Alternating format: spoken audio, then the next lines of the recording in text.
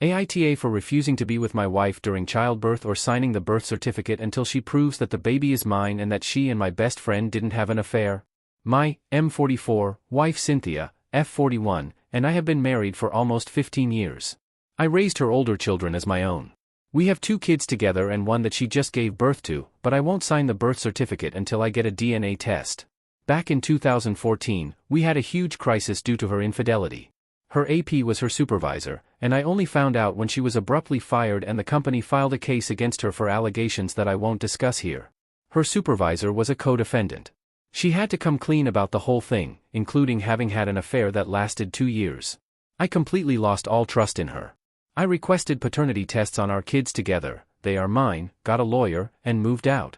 I eventually forgave her and tried to move on because the pain of breaking up our family and not seeing the kids every day was unbearable. We had a very good run until now. Our relationship felt stronger. The sex was great, I felt like she was the woman that I fell in love with and was very happy that I gave us another chance. Years ago, her best friend Dana, F42, cut her off. They were friends since grade school, but Dana abruptly ended the friendship, changed her number, and even blocked me and our older kids everywhere. Cynthia expressed sadness about it for years and often talked about Dana like a true sister. When my wife got pregnant, with this last baby, she got very depressed about everything. Dana was our go-to person in case of emergency, so I thought maybe some type of closure would help. I managed to get Dana's contact information from a friend in common and asked if she would be willing to talk. To my surprise, she was interested.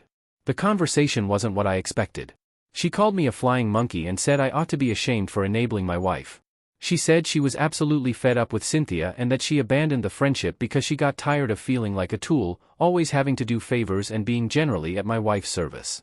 She said she was unable to share anything because my wife only talked about herself and that my wife failed to even thank her for gifts and other things, but kept raising the bar and asking for more and more stuff from her. Dana mentioned having attempted a slow fade, but my best friend Gary, M48, stepped in, and it put her off tremendously. I didn't know this.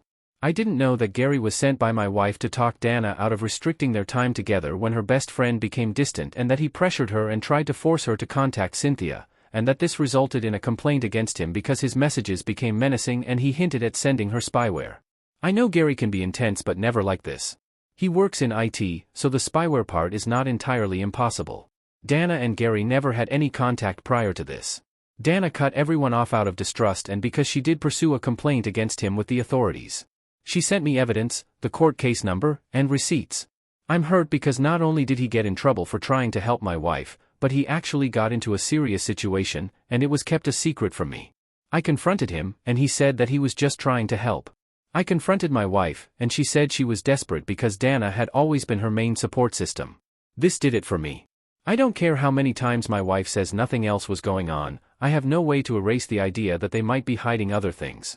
The fact that Cynthia managed to get Gary to do something that he knows is illegal and that he went too far trying to please her makes me wonder about things.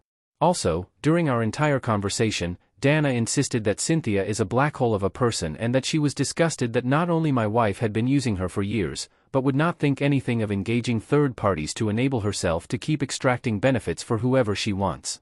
To make matters worse, I asked if she knew that my wife had cheated, and she said yes and that it played a part in her disowning her. I will not even be able to go back to talking with Dana because she made it clear that she wants nothing further. Back in the day, I thought Gary looked off, but when I asked, he said it was about him separating from his ex and that he was bummed out. I talked to Cynthia about it. I told her that I reached out to Dana and what she said. She looked horrified. We went over that for days until I couldn't take it anymore and asked if she and Gary had any time of inappropriate involvement. She reacted, angry, and seemed very offended. Also, now I feel that maybe her depression over Dana wasn't real. Maybe she wanted to use that so that I could accommodate her with whatever she wanted. I requested a paternity test on the baby, and she flat out said no.